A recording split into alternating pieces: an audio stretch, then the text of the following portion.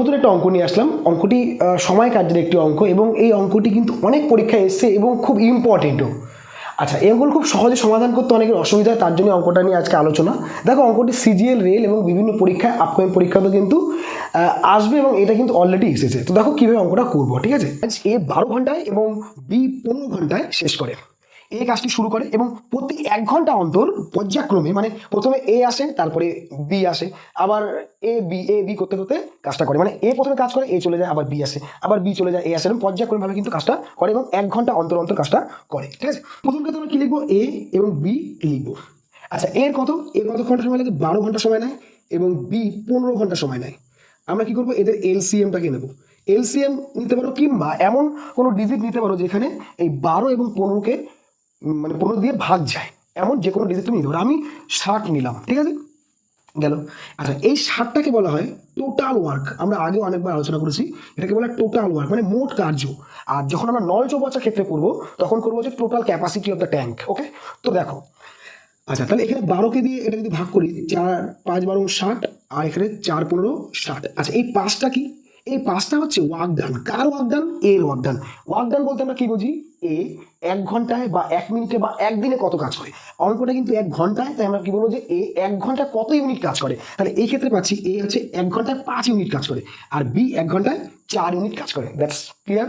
চলো এইবার আমরা দেখবো কি বলছে এখানে। কোশ্চেনে বলছে কি, এ কাজটি প্রথমে শুরু করে। তাহলে টোটাল কাজ কত? 60 ইউনিটের, মানে এখান থেকে এই পর্যন্ত 60 ইউনিটের কাজ।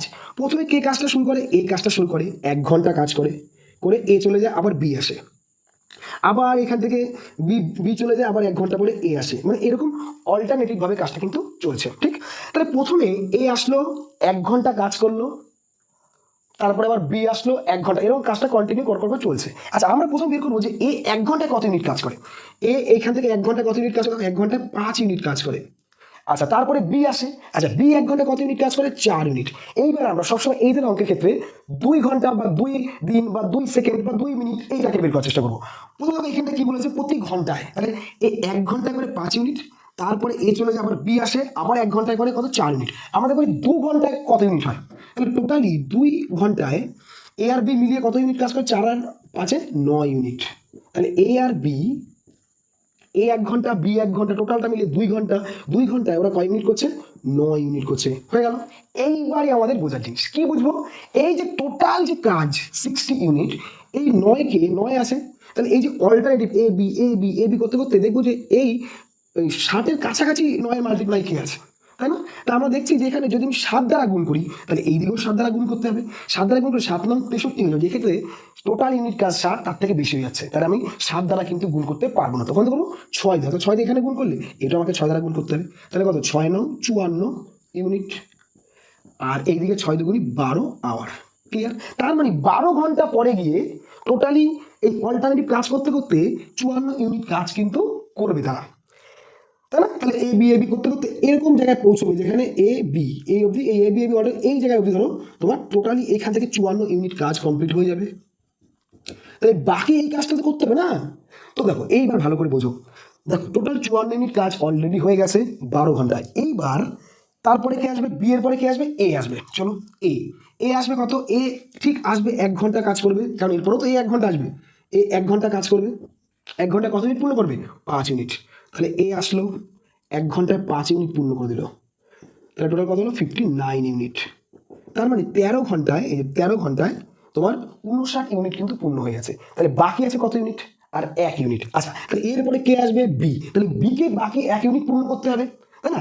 এইবার দেখো, আমার লাগবে হচ্ছে 1 ইউনিট, কিন্তু এখানটায় বি 1 ঘন্টায় কত ইউনিট করে? দেখো 4 ইউনিট করে। এই যে বি এর অবদান কত? 4। তার মানে 4 ইউনিট করে কত? 1 ঘন্টায়।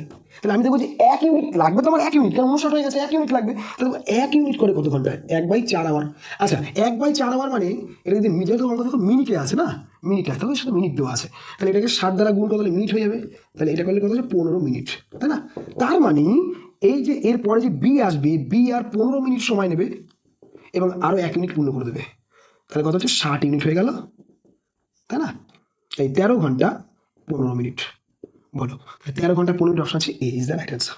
ঠিক আছে?